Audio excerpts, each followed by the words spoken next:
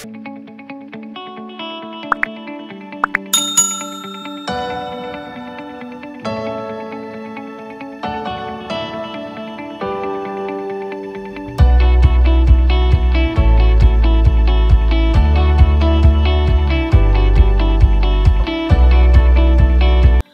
friends, வணக்கம் and welcome to KG Kitchen.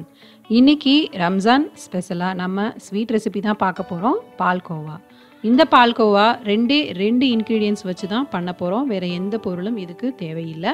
கட்டாயம் நீங்க இந்த முறையில் ட்ரை பண்ணி பாருங்க, ரொம்பவே சுவையா இருக்கும். வாங்க எப்படி செய்யறதுன்னு பார்க்கலாம்.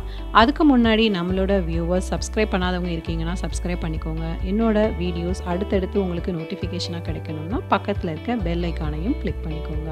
அப்போ தான் நான் அடுத்தடுத்து போடுற வீடியோஸ் உங்களுக்கு நோட்டிஃபிகேஷனாக கிடைக்கும்.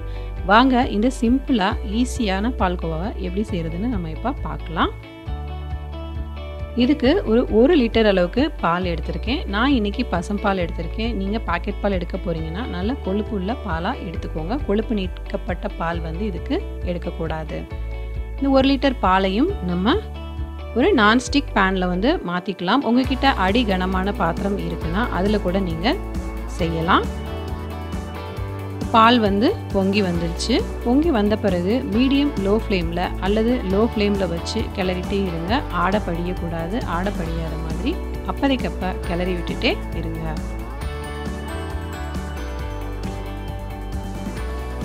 இன்னும் கொஞ்சம் நேரம் ஆகட்டும். பாருங்க, பால் ஓரளவுக்கு வத்தி இருக்கு.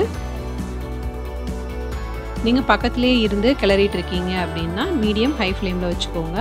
அப்போதைக்கப்போ நீங்கள் கிளறீங்கன்னா லோ ஃப்ளேமில் வச்சுக்கோங்க. ஆனால் ஏடு படியாத மாதிரி பார்த்துக்கோங்க. பாருங்கள், நம்ம இந்த அளவு பால் ஊற்றிருந்தோம். பால் அதோட 1/4 பங்கு அளவுக்கு கம்மியாயிடுச்சு. இன்னும் பால் வந்து கம்மியாகணும். சில பேர் இதில் லெமன் ஊற்றி டக்குன்னு பாலை வந்து திரைய விட்டு பால்கோவா வந்து செய்வாங்க. அது அந்தளவுக்கு டேஸ்ட் நல்லா இருக்காது. இந்த முறையில் நீங்கள் செய்யும் போது ரொம்பவே சூப்பராக நம்மளோட ஸ்ரீவில்லிபுத்தூர் பால்கோவா மாதிரியே இருக்கும். கட்டாயம் நீங்கள் இந்த முறையில் ட்ரை பண்ணி பாருங்கள். பாருங்கள், நல்லாவே பால் வத்தி இருக்கு. இப்போ நம்ம சர்க்கரை சேர்த்துக்கலாம். இதுக்கு ஒரு 1/3 கப் அளவுக்கு சர்க்கரை சரியானதாக இருக்கும். இனிப்பு சரியாக இருக்கும். இந்த அளவுக்கு சேர்த்திங்கன்னா ரொம்ப நல்லா தித்திப்பாக வேணும் அப்படின்னா இன்னும் ஒரு 2 டேபிள் ஸ்பூன் அளவுக்கு கூட நீங்கள் சேர்த்துக்கலாம். நம்ம சர்க்கரை சேர்த்தாச்சு. நல்லா கலந்து விட்டுடுங்க. கலந்து விட்ட பிறகு பாத்திரத்தில் ஒட்டாத மாதிரி வரும்போது நம்ம எடுத்துட வேண்டியதான். இந்த பக்குவத்திலேயே எடுத்துடுங்க. எடுத்துட்டிங்கன்னா ஆறும்போது நமக்கு சரியான பக்குவத்தில் கிடைக்கும்.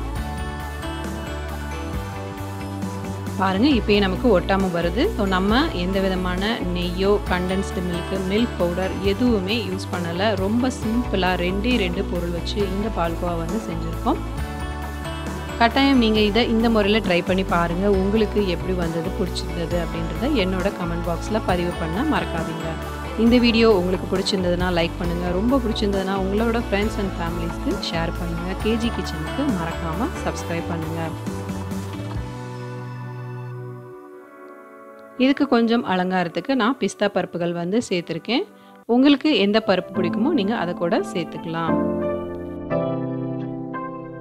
மீண்டும் ஒரு சூப்பரான வீடியோஸில் நம்ம சந்திக்கலாம் ஃப்ரெண்ட்ஸ். அது வரைக்கும் நன்றி, வணக்கம்.